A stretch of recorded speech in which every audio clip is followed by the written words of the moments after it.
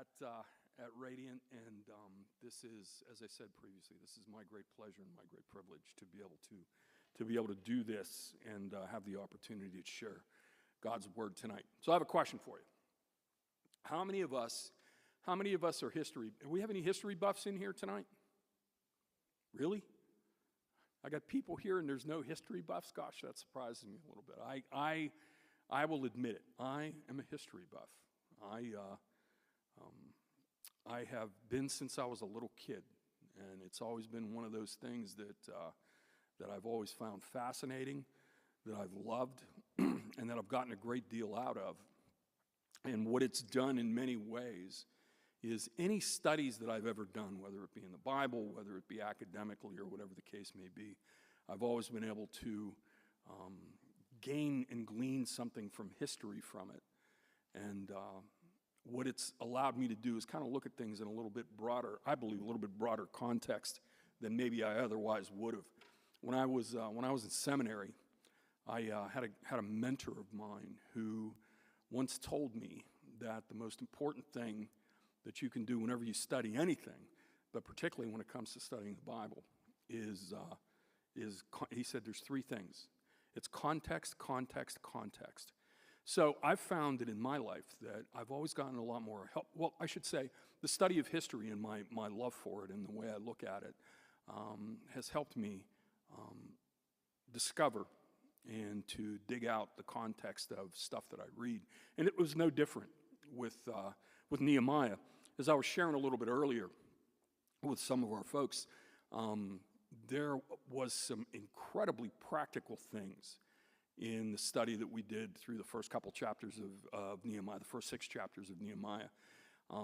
And there have been lots of people that I've talked to that have said so, that there were specific things that it's like, wow, I mean, I would have never guessed that I would have gotten this much out of this particular study out of the Old Testament from some rather obscure prophet named Nehemiah some 2,500 years ago. And yet, nevertheless, here we are. And that's something that doesn't surprise me. So the reason I bring up the idea that I'm a student of history and that I believe the context is very important is it would be really, really easy for us to to continue on or to conclude our series in Nehemiah and not take into consideration why any of this stuff happened in the first place. I mean, why did all of these things, what was the basis behind all of these things that we've been talking about over the last several weeks?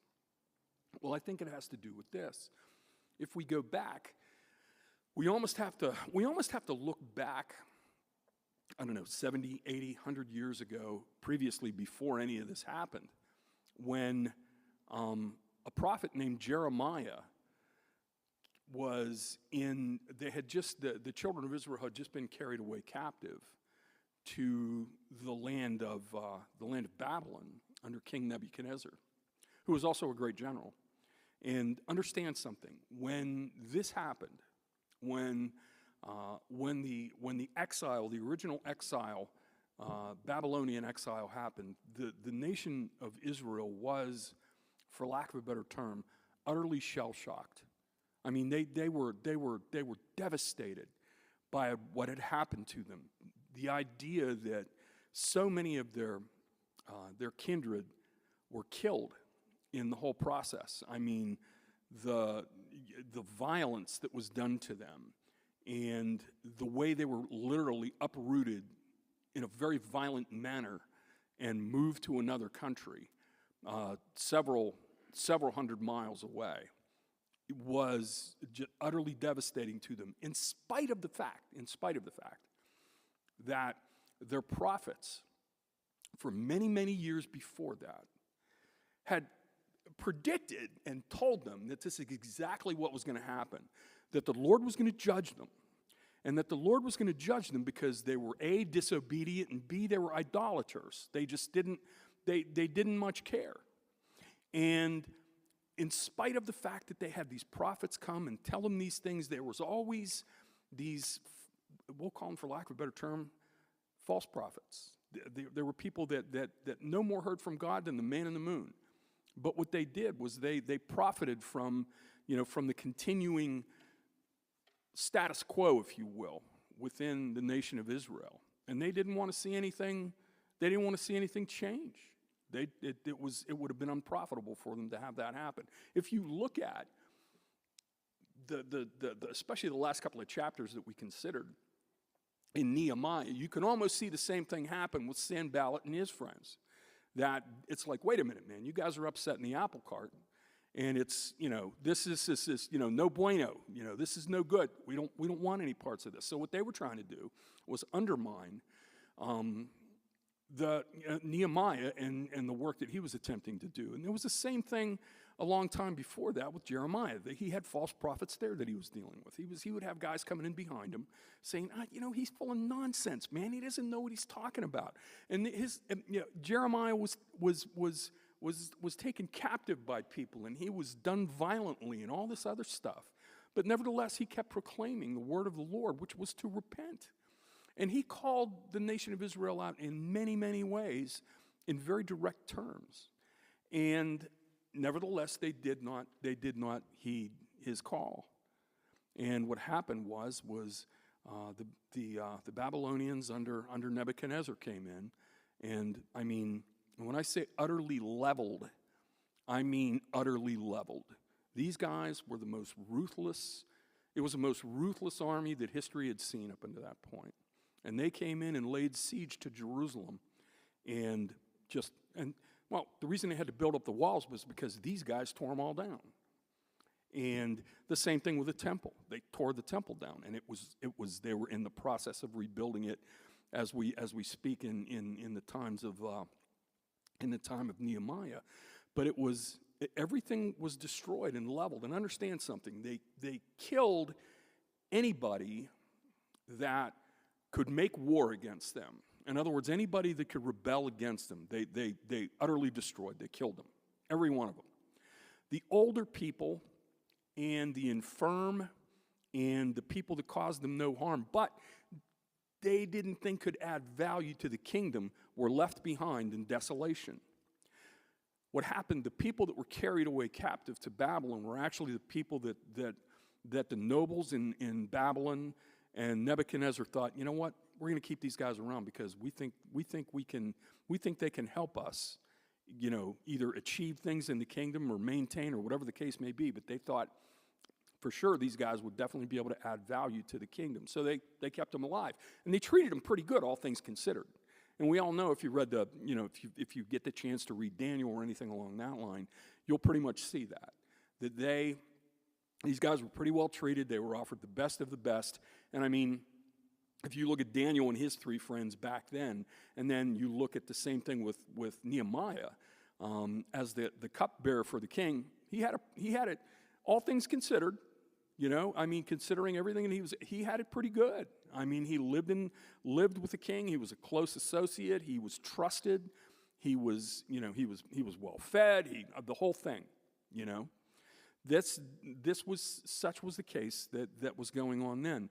But what happened was when all of the people were carried, the people that were left, the remnant of Israel, was carried back captive to Babylon. Like I said, they were shell-shocked. And for the life of me, I'll never understand this, how after all these prophets for generations were telling them that this is exactly what was going to happen, had happened, all of a sudden when all of it happens, they're throwing their arms up, what? What happened here? And they were, like I said, they were utterly shell-shocked. And I have no doubt that they all lost people that they loved and all lost people that they knew, whether it was friends or relatives or whatever the case may be, maybe children, parents, whatever, siblings. They lost them to this conquest, and they were carried away captive. And there they are sitting in a foreign land, looking back on the promises that God had made over the generations, but particularly going back to the time when, the times of Moses and the great leaders, and it's like, we're supposed to be here forever. What's going on here? And what happened was Jeremiah was very straightforward with them. He was just extremely forthright with them, and he wrote a letter to the to the remnant of Israel that was in Babylon. And he basically told them, do not listen. Thus says the Lord. He says, do not listen to the prophets among you who proclaim themselves to be prophets of mine, who are, proclaim that in my name that, everything's going to be okay real soon, like in a couple of weeks we're going to be heading back to Israel. You've all learned your lesson and all that stuff. Not the case.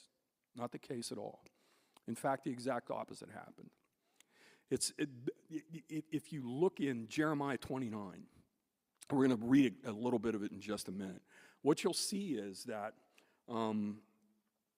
what God proclaims through the children, or through the prophet Jeremiah, is that, you know what?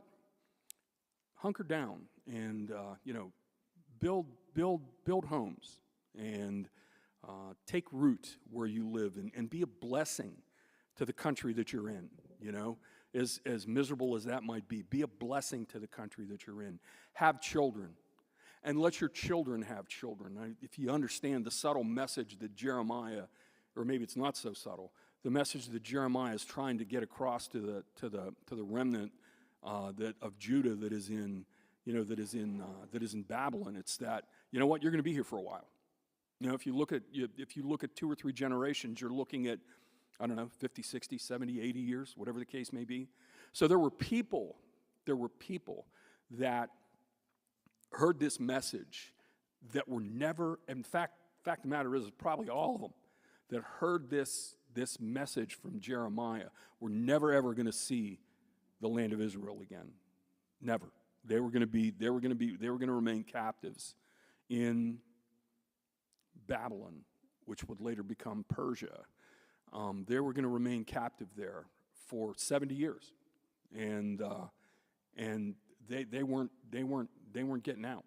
So it was maybe their kids, maybe their kids, but probably most likely their grandkids that were gonna be the ones that were gonna be the first exodus out that Nehemiah and Ezra led out. Anyway, what I want to do is read to you, and this is a passage that no doubt all of us are familiar with, and it's we so often use it, and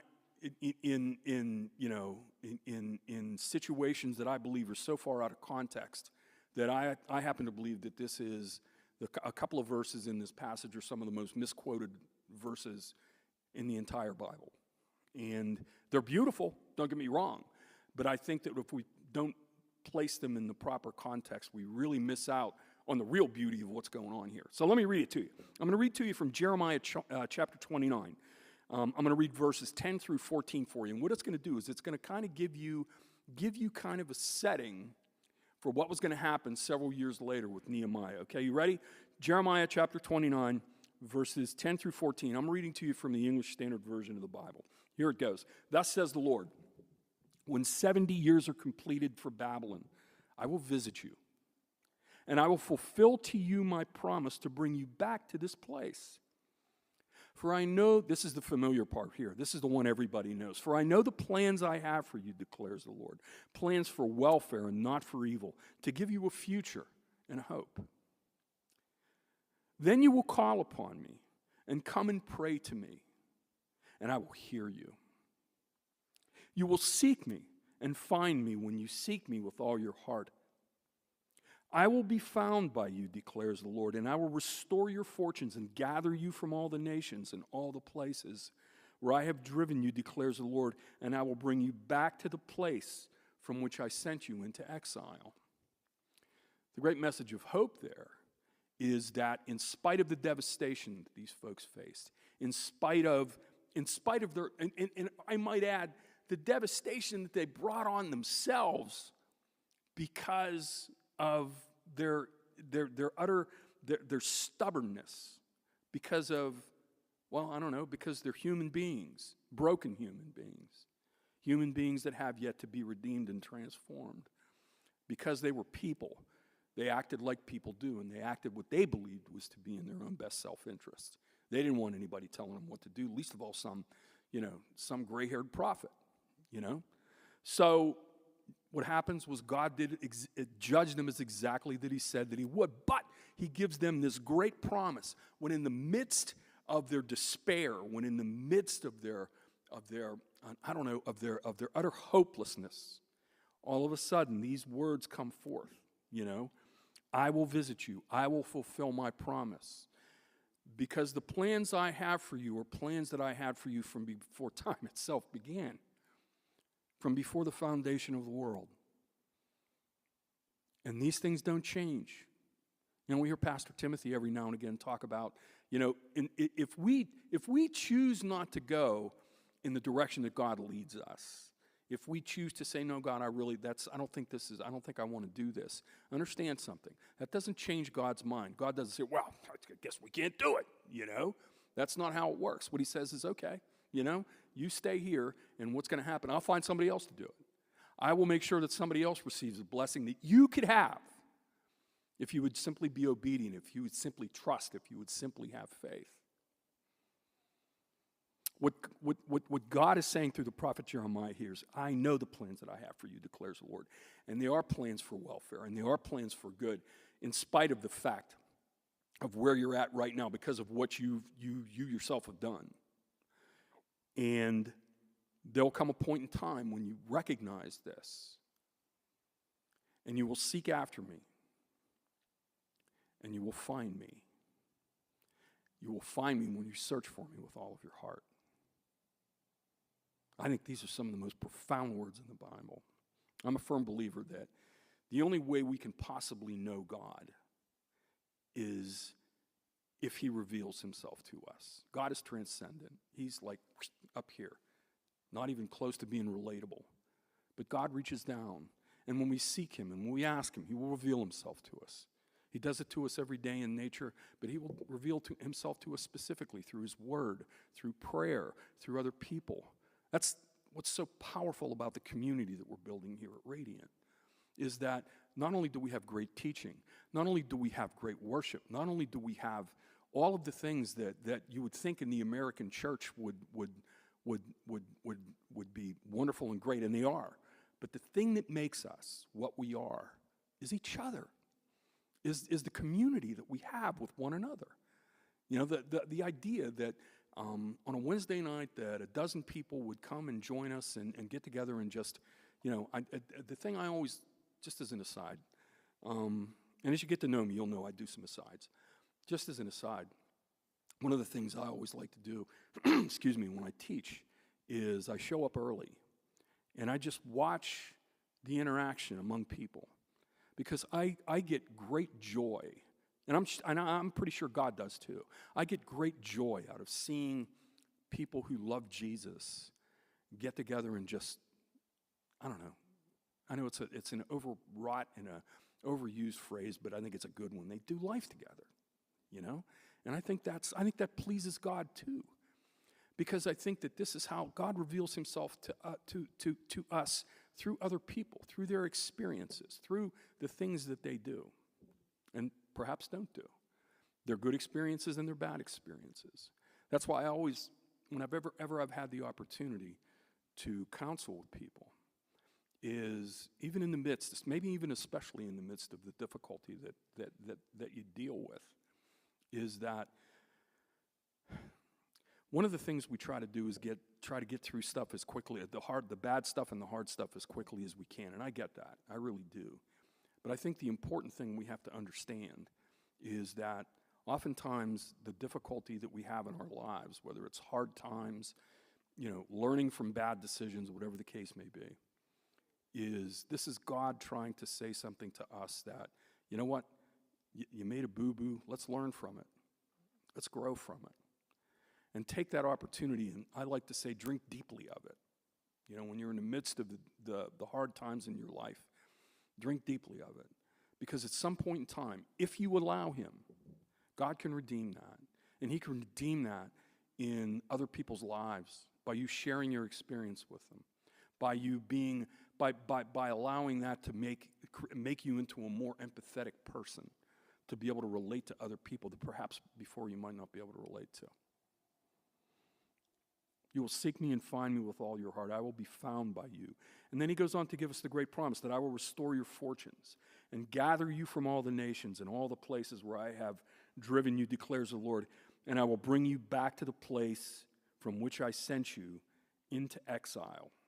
There's a great promise there in those last couple of parts of verses 13 and 14. God's promise that he will bring them back, that he will restore their fortunes, that he will make of them a great nation, just as he promised so long, long before that. God's great promise through Jeremiah to the people that were living in utter devastation in Babylon were this, right here. Write this down.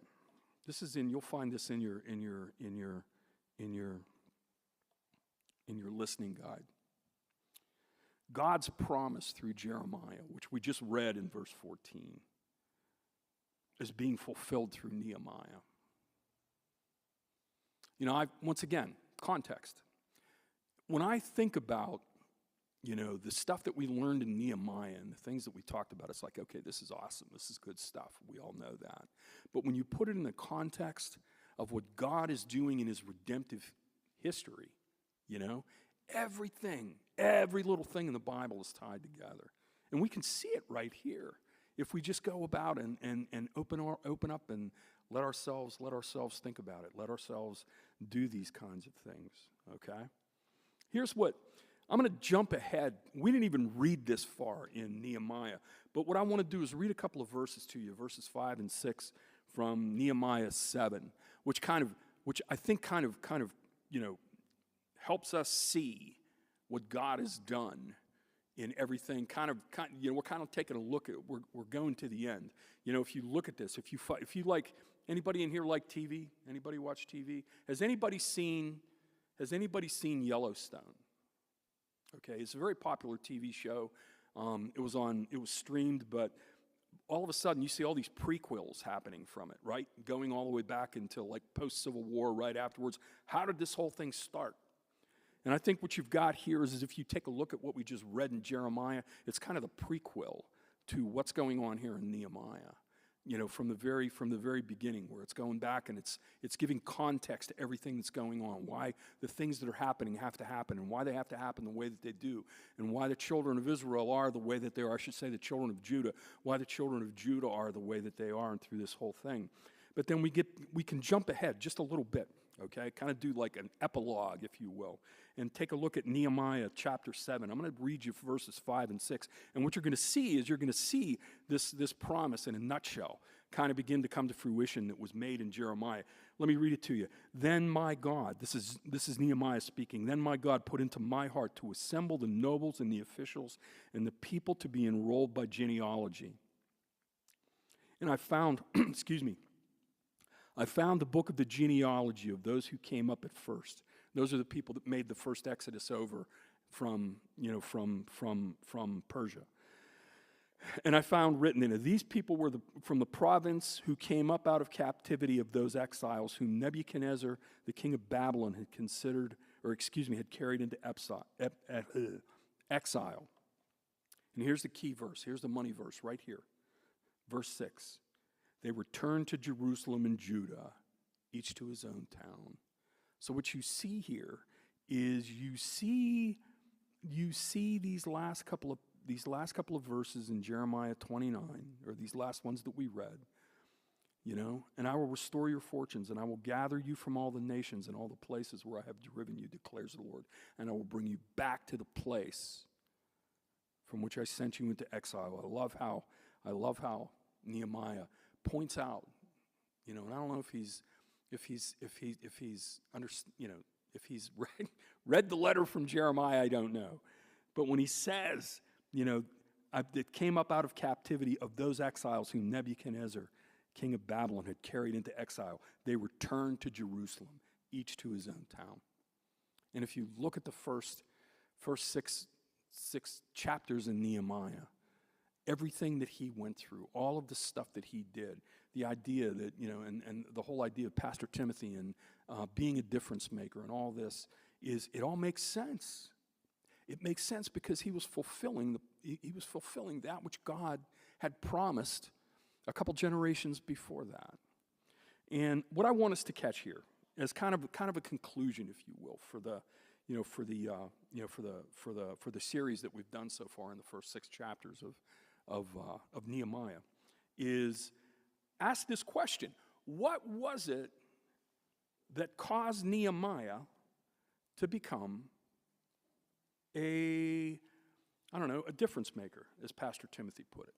And I thought about this. It's, what is it about this that caused him to do this? And I thought to myself, well, there's got to be some things that he's done that we could glean from the first 6 chapters that we've looked at, and kind of get an idea of what are some attributes of a difference maker.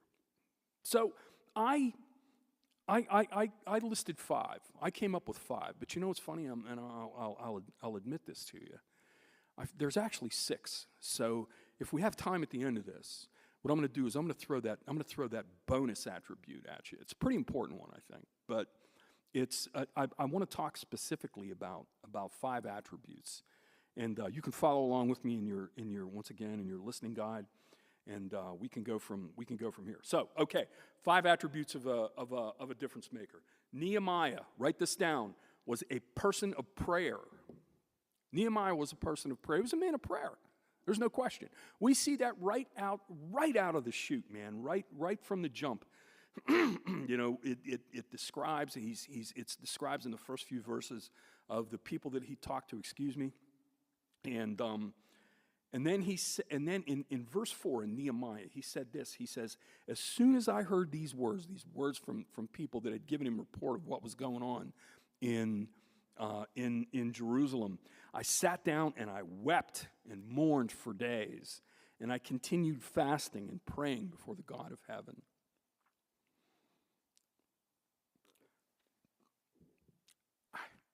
You got to kind of love that.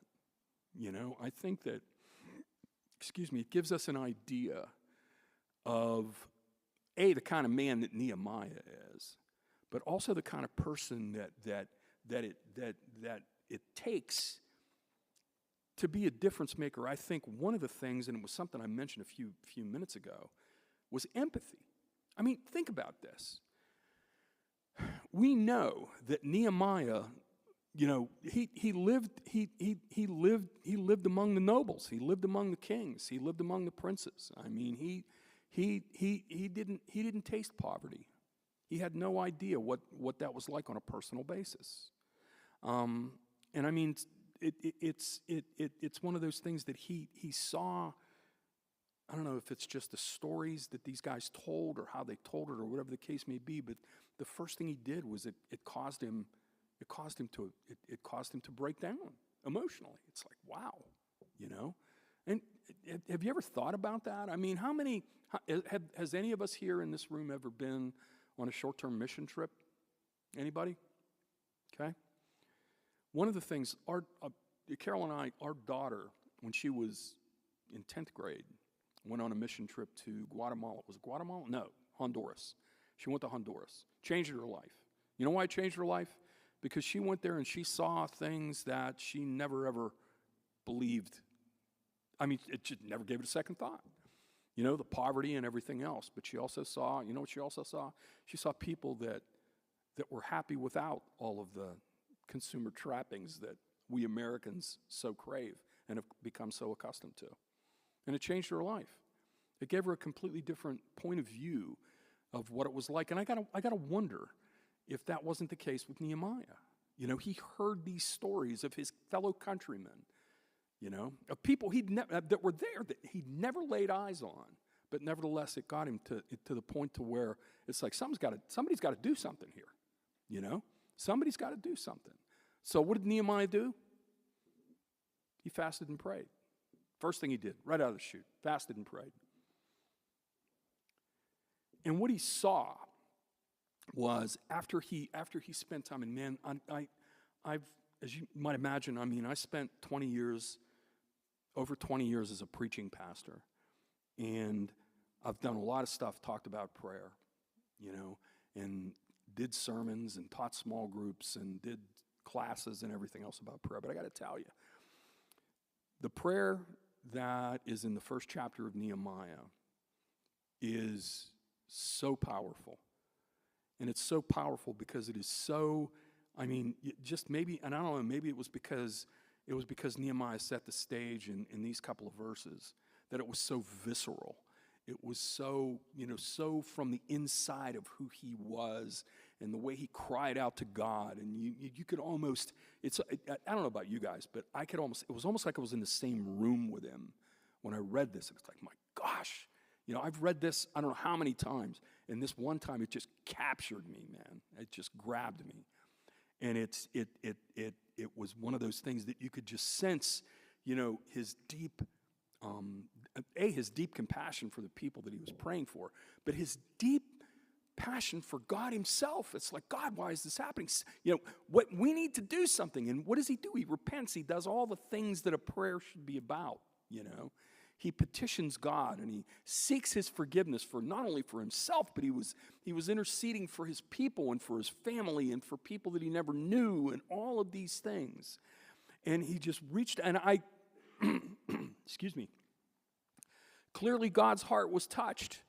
It was touched because, he walks into, he gets ready to walk into to talk to the king. He saw the king every day. Like I said, he was his cupbearer. And and the king in verse 4 in chapter 2, we jump ahead a little bit. It says, "Then the king said to me, 'What are you requesting?'" It was almost like he was going up and he was sort of kind of hinting around that, okay, we got to hit the king up for something here. There's some things, I believe God's leading us to do some things for the people in Jerusalem, to rebuild the walls and to do the things that we need to do to ultimately rebuild a society there. But I can't do this without the king. Not only do I need the king's blessings, but I need the king's provisions. And in this time of prayer, that he spent these months in prayer, the Spirit of God spoke to him about the things that he was going to need, about the things that he was going to do and how to approach him and all these other things. And he said, and then the king said to me, "What are you requesting?" And what's the thing that Nehemiah does at that moment? He said, "I prayed to the God of heaven." Have you ever done that? Have you ever been in a situation yourself? I don't know, maybe you're approaching your boss, your wife, your husband, your kid, whatever the case may be, and you're going for what I like to call the big ask, whatever that might be. It may not be a big ask to anybody else, but it's a big ask to you. And it's like, what do? You throw up a quick prayer. God, be with me. Let your words be my words, please. And that's exactly where Nehemiah, you see, Nehemiah was a person of prayer. He was a man of prayer. And we can see that just in practically every chapter that we read. Somewhere, Nehemiah prayed. He lifted up something to God, whatever that might, in the midst of a difficult situation, or it was a praise. If God did something awesome, maybe, I don't know that it was unexpected per se, but whenever he always lifted up God's name in a situation like that. Number 2, the second attribute of a difference maker. Nehemiah believed God. He believed God. Can you imagine that? He took God at his word. Let me read the first half of verse 11 in Nehemiah 1. It goes like this. It says, "O Lord, let your ear be attentive to the prayer of your servant and to the prayer of your servants who delight to fear your name. And give success to your servant today and grant him mercy in the sight of this man." He was just, check this out. The verse that we just read, chapter 2 and verse 4. He in his prayer in chapter 1, he said, "God, set the stage for me. I'm going to go talk to this man." And anything can happen. He could say, "Off with your head," and it's off with your head. We talked about that on Sundays, that that these guys they could do things on a whim sometimes.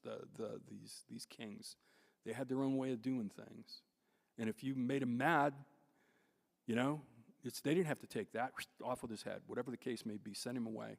never to be seen again. And Nehemiah prayed this: give success to your servant today and grant him mercy in the sight of this man. And then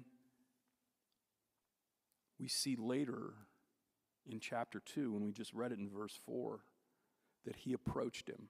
He believed God. He believed that God was going to do exactly what it was that he was led to believe that he would do, which Nehemiah believed strongly, that he was fulfilling the purposes of God.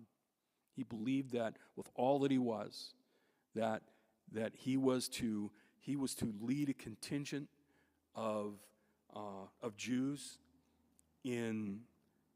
that were currently captive in Persia back to Jerusalem to help the people that were already there to rebuild the walls and rebuild the homes and everything there, so that they could ultimately rebuild the Jewish society that was destroyed by the Babylonians. He believed that was the purpose that God had given him. And if you believe in the purpose that God has given you, think about this. If you believe in the purpose that God has given you, why would you not believe that God was going to make it happen in some way, manner, or form? But we do it all the time. I've done it, you know? It's like, of course God's asking me to do this. You're going to do it? No, I can't possibly. You don't know me. You don't know how screwed up I am. God can't use a screwed up, messed up guy like me to do something like that. Are you kidding? You know, we talk ourselves into believing that, that God has called us to do this great thing, but then we talk ourselves out of thinking that we're the one that he's called us to work through. I mean, as I say that out loud, that seems crazy, but it's true. My guess is every one of us has experienced that to some degree or another. And my guess is to some degree or another, Nehemiah has experienced it too. But this one time, he was so captured by the purpose of God that, man, there was nothing going to stop him. What's that thing for you? What's the thing that God has laid on your heart? Or what is the thing that God needs you to ask him to lay on your heart that will ultimately cause you to believe God? Not just believe in God, but to believe God. You know what that means? Check this out. I'll go all the way back to Genesis chapter 15 and verse 6. This is when God was laying out the covenant that he was making with Abraham, right? Verse 6, short couple of 8-10 words here. Here's Abraham. And he believed the Lord, and he counted it to him as righteousness. Let me say it again. He believed the Lord. He didn't say he believed in the Lord. He believed the Lord. And God counted it to him as righteousness. You know why he counted it to him as righteousness? Because believing God, believe it or not, is A, not as easy as it sounds, and B, not as common as you might think. As you go throughout, if you study the Old Testament, you'll find that the great prophets and the great men and women of God believed God. Now, they weren't perfect by any stretch of the imagination. And I mean, they were people of faith, but they were also, they were every bit as human as you and me. You know, they messed up. All you got to do, the perfect example is King David. Called a man after God's own heart, but he was a murderer, an adulterer. I mean, you name it.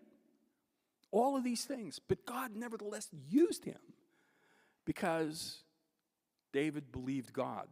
He believed in the attributes of God. He believed that God was gracious. He believed that God was faithful. All of these things.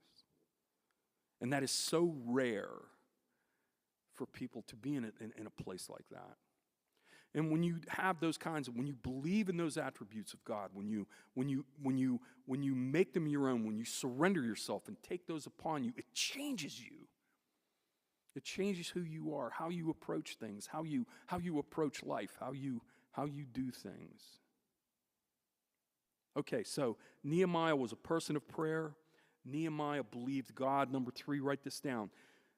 Nehemiah trusted God's faithfulness. You see, not only did he believe God, but he believed that God would do what he said he would do. In spite of Nehemiah's imperfection, in spite of the brokenness that was in his life, in spite of, maybe him being afraid in certain situations, in spite of the fact that, he did stupid things when he was a kid, just like all of us, in spite of maybe yelling at his wife or whatever the case may be, or yelling, whatever. He believed that God was faithful. Check this out. He said, and I said to the king, if it pleases the king, he's talking to the king at this point, let letters, now this is towards the end of the big ask, right? And I said to the king, if it pleases the king, let letters be given me to the governors of the provinces beyond the river. In other words, beyond the Jordan River. Once he gets into what was the land of Israel and Judah, and a letter to Asaph, the keeper of the king's forest, that he may give me timber to make beams for the gates of the fortress and for the temple and for the wall of the city and for the house that I shall occupy. And the king granted me what I asked him. Once again, here's the money part of this whole verse right here. For the good hand of my God was upon me. He made the big ask because he believed God. But he believed it was going to happen because he believed in God's faithfulness. Because he trusted that God would do what he said he was going to do. That if God gave me this purpose and he laid it on my heart and he gave me the passion and I sought after him and did the things, and I just, and I continue to take these steps, these steps that he's gonna do what he says he's gonna do. Why? Because he's faithful. All we have to do is, I don't know all of you. In fact, I don't know very many of you, to be perfectly honest with you. I hope to at some point in time, but at this point I don't. But my guess is there is, in every person's life that is in this place today, and every person's life who may be watching online, there is a place where you can point to, where you saw the faithfulness of God at work. That's just how he is. That's just what he does. When we commit ourselves to his will, when we commit ourselves to his purposes, when we commit ourselves to the things that he's called us to do, and we surrender ourselves to it, when we set ourselves aside and we take into consideration everything that God has done, he is faithful. The fact that I've always firmly believed that every breath we take is a sovereign act of grace on God's part. Every breath. We can't take anything for granted. God is faithful for us just being here, breathing and talking and doing what we do. God is faithful, and Nehemiah trusted in that. And part of an attribute of being someone who gets things done, who makes things happen, is taking God at his word and trusting that he's going to do that which he said he would do. Number 4, write this down. Nehemiah championed the poor and the oppressed. I go back to what I was talking about a little bit earlier in that, Nehemiah, from all indicators, is that Nehemiah was from a noble family in Judah. Some scholars would even tell you that, or they believe, I should say, some scholars would have you believe that he was actually of the kingly line, of the Davidic line, of the Davidic family, I should say, not necessarily the Davidic line, but the Davidic family. He was in the royal family. So here was a man. His people, even when they were in Babylon/Persia, were people of means. They were educated. They had all these things going for them. And nevertheless, what we see with Nehemiah is, and we catch this particularly in the 5th chapter of Nehemiah, that he had a deep, deep compassion for the poor and the oppressed. And if we take a look at verses 9 and 10, just kind of gives us a little bit of a synopsis of, where Nehemiah is coming from. And if you read the first several verses, if you read the first 8 verses before this, you'll see that Nehemiah is extremely, extremely passionate about making sure that, that the oppressed and the poor, the people that have been struggling, get a fair shake, that they get a fair shot. Let me read this to you. This is verses 9 and 10 in Nehemiah. It says, "So I said, the thing that you are doing is not good." He's talking to the people that are basically charging. We talked about this on a Sunday a couple of weeks ago. They were charging interest, which you're not supposed to do to other Jews. It was usury. And I'm a banker. I know what usury is. All of the things that we look at and say, wow, man, I can't believe that they're doing this to each other, and it's to their own people, and it's to their own poor. They're basically enslaving them themselves. They're being set free from their oppressor in Persia at this time, in Persia, but are being enslaved by their own people back in their homeland. Think about that. So he says, this thing that you were doing is not good.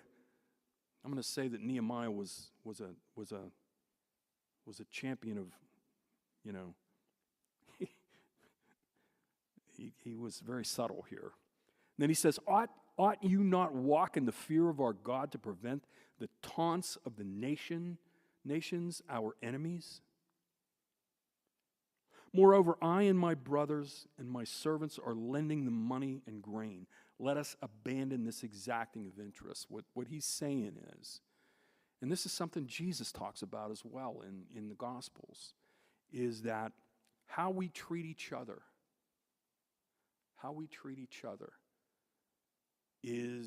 goes further outside of the walls of this place than you can even begin to imagine. The new commandment, think about this.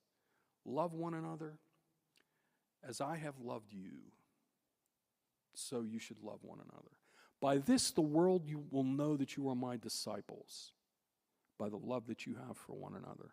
And the love that Jesus is talking about is agape love, a love that is selfless, a love that sets aside the wants and needs of ourselves for the good of the other. That's how Jesus lived. That's what Nehemiah is saying here. It's like, look, our enemies are mocking us. They're laughing in our faces because they see us, and we pretend to be this holy people, that it's on a mission from God, if you will. And they see us oppressing our own poor. They see us oppressing our own downtrodden, and they're laughing in our faces. Don't think for a minute that isn't happening to us here, right now. You see, he championed the poor and the oppressed. And I go back, maybe you're familiar with a passage from Isaiah 58. To me, it's one of the most powerful passages in the Old Testament. It goes like this. I'm just going to read 2 verses for you, 10 and 11. Check this out. If we do this, if we do the things that Nehemiah is calling us to do, right? If we take care of our poor and our oppressed, this is what happens. This is God speaking through Isaiah in 58 and verses 10 and 11. He says, if you pour yourself out for the hungry and satisfy the desire of the afflicted, then your light shall rise in darkness and your gloom shall be as noonday. And the Lord will guide you continually and satisfy your desire in scorched places and make your bones strong. And you shall be like a watered garden, like a spring of water whose waters do not fail. What God is saying through Isaiah in this case is that when you take care of your poor, great things happen. There's no greater way that we can be like God, that we can be like Jesus, than when we care for the downtrodden and when we care for the poor. All I got to do is read Matthew. I believe it's Matthew 25, if I'm not mistaken. I believe it's the 7 woes, and it's what he talks about, how we oppress and how we don't take care of, the poor and the downtrodden, and how all of these things, Okay, so quick review up to this point, all right? Nehemiah was a person of prayer. That's attribute number one. In order to be a difference maker, we have to be people of prayer. It starts with us petitioning God and saying, God, what do you need me to do? What do you want me to do? Give me a passion for this. Next is number two, Nehemiah believed God. He believed that the mission was from God, and he believed God called him on. He believed that God wanted him to do this, and by gosh, he was going to do it. He was going to step forward and do it. He trusted in God's faithfulness. He believed and trusted that God would do what he said he would do. And in the process, as he's going through this, as he's learning all this stuff, he championed the poor and the oppressed. The least of these, as Jesus said. He made sure that he cared for the least of these. Number 5, write this down. Nehemiah showed great courage in the face of opposition. There's no way in the world that you can be a person of significance, a person who's going to be a difference maker, a person who's going to make waves, who's going to make changes. There's no way you can do this and not expect to face opposition. It's not going to happen. If you believe that you can do that, you're delusional. I'm telling you. It's true. You will face opposition. You will face difficulty. Anytime you want to change the status quo, there's going to be people that are going to oppose you. Get ready for it and expect it. And here's the thing. Show courage in the face of it, because if God has sent you, if this is truly a thing, a purpose that God has given you, then just you got to keep on keeping on. You've got to stand up. You got to believe that, go back to the other things that we talked about, that you believe God and that you trust that God's going to do what he said he was going to do. But in order for you to do that, you've got to be willing to look these people in the face and face down some really, really difficult people in difficult circumstances. Just as Nehemiah did. Check out verse 13. He said, and he was speaking to the people in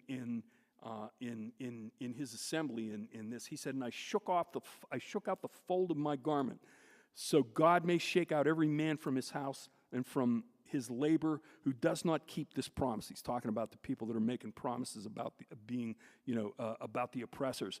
And all the assembly said, amen, and praised the Lord.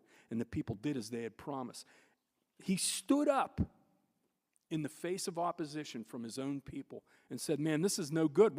We can't do this. We can't expect God to bless us in a situation like this if we continue to do these things. We must change. And I have no doubt that there were people who stood up to him and said, man, we got a pretty good gig going here. Why would we do that? But he stood up anyway. And he gained the favor of his people. Check out verses. We'll move ahead a little bit into verses, into 6. This is where he really, when he faced down Sanballat and his buddies in chapter 6 and verses 8 and 9. Check this out. He said, no such things as you say have been done. This was when he talked about, these people are talking and all this other stuff, and all these people are saying this and all these people are saying that. And Nehemiah said, stop. You're lying. It's not true. No such things as you say have been done, for you are inventing them out of your own mind, he says. For they all wanted to frighten us, thinking their hand will drop from the work and it will not be done. Check this out. Once again, money part of the verse. Talk about a man of prayer. But he said, but now, O God, strengthen my hands. Strengthen my hands in the face of my enemies, in the face of opposition. He's close to the very end of what he was called to do. When the wall was almost done and it was almost time to bring people back and it was almost time to celebrate and everything. And these guys are trying to undermine this whole thing. And what does he do? He says, God, give me the strength to finish this. Let me complete this work that you've given me. So here we go. Here's the big deal. You're probably thinking, okay, what's the big deal here? The big deal, also known as sermon in a sentence. Here we go. Living as a difference maker requires living a life surrendered to the purposes of God. If you look at all of these attributes, and I'll throw the bonus one in there too. The bonus one is if you're going to be a person, if you're going to be a difference maker, you have to be grateful. You have to be thankful. And if you look it throughout, and you can almost see it as you read the 6 chapters that we read, that Nehemiah was all of the things that we described, but he was also a man of gratitude.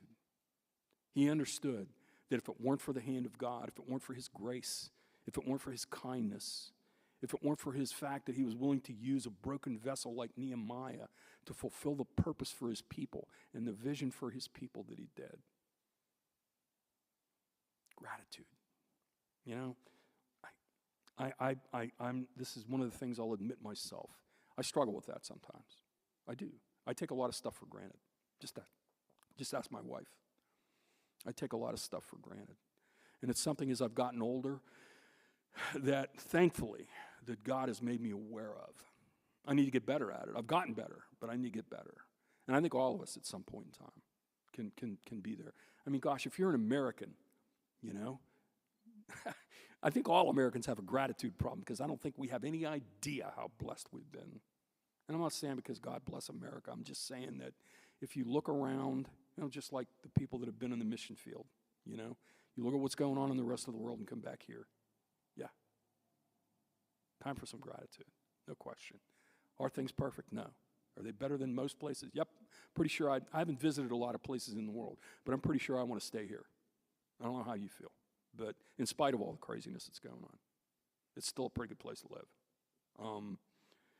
Gratitude is a big deal. So, living life as a difference maker requires us to live a life surrendered to the purposes of God. Ultimately, at the end of the day, if we want to be people of significance, if we want to be used by God in powerful, powerful ways that all of us can be used by, we must be willing to surrender ourselves to Him.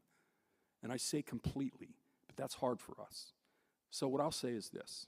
You need to surrender yourself to God every day, just a little bit more. Because every little bit you give to God, He can turn into something great. You just never know. It could be the one thing that you're hanging on to is the one thing that's holding you back from fulfilling the purpose that God has given you, from becoming the difference maker that you so desire to be and have been called to become. So,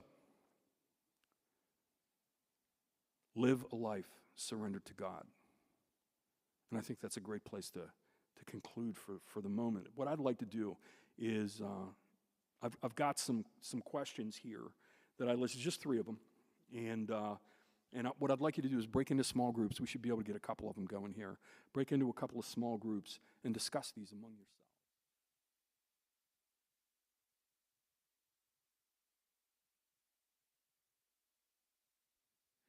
We thank you so much once again, for all that you're doing. And as we look at the life of this great man that lived 2,500 years ago, we see that so many of the things that made him great were things that you so desperately want to do in each and every one of our lives.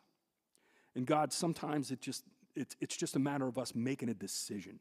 It's just a matter of us saying, you know what, God, I'm all in.